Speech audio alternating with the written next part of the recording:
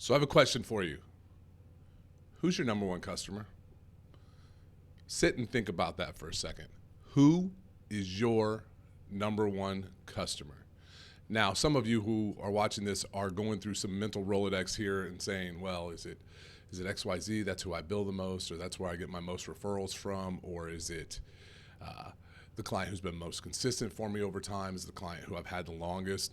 And frankly, I believe that all of those answers are incorrect. And that's why I say I believe, right? There's no dead set answer to this, but the way that I believe, and now it's role dependent of who your number one customer is completely different. So for instance, I work a lot with high volume mortgage originators, right? And some real estate agents.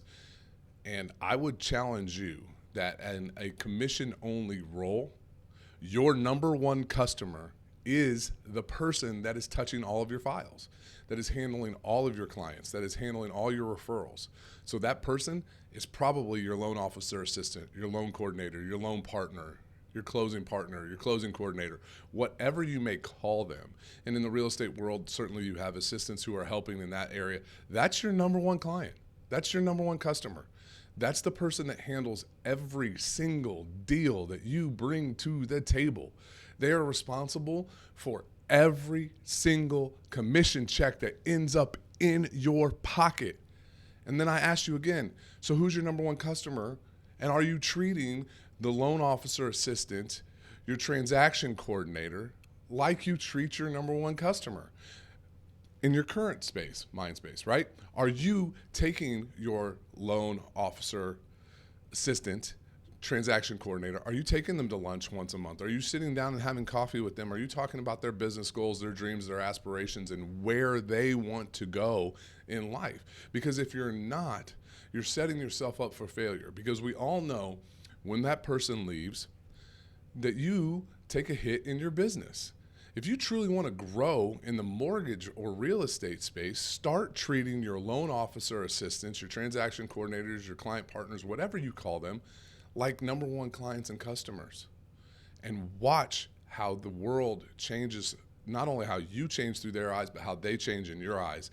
You can get a lot more done. You can write a lot more deals if you are in alignment with the person that should be your number one customer. Now, if you are not in the mortgage or real estate space, if you are in a corporate job, it's a little different here. And this is going to sound very old Gen X-y, or boomer, whatever you want to call it. But your number one customer is the person who signs your paycheck. That's tough for a lot of people to sit on and think on. Not a lot, but some. If you have a great boss, it's pretty easy. But your boss is your number one customer. Your boss is your number one client. They are the people that control your ability to have a job.